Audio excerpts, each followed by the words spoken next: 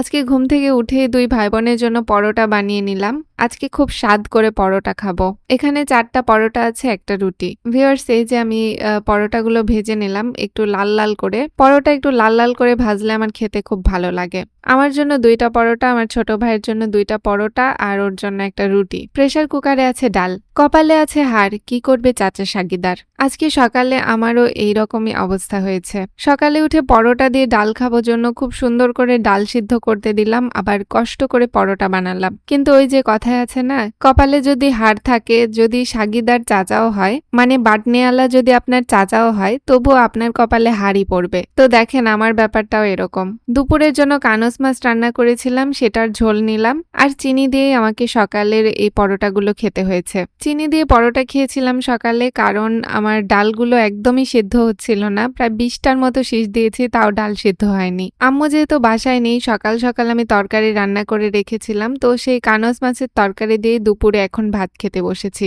Cannes মাছ একটু ঝোল ঝোল করলে আমার খেতে দারুণ লাগে, মানে এই মাছটা এমনিতেই তো অত্যন্ত স্বাদ, খুব টেস্টি। আর তার মধ্যে যদি এটা ঝোল করা হয়, খেতে অনেক ভালো লাগে। একটু লেবু চিপে নিয়ে কানস মাছের ঝোল ঝোল করে ঝাল ঝাল ভাত খেতে দারুণ মজা। যদিও আমি খুব একটা বেশি ঝাল খাই না, কিন্তু যতটুকু খাই মোটামুটি। আমি নিজের বানানো বলে প্রশংসা করব না, মানে আমার নিজের রান্না যে এত টেস্টি হয়েছিল এই কানস মাছের তরকারিটা, মানে ঝোলটা, এটা আপনাদেরকে বলে বোঝানো যাবে না।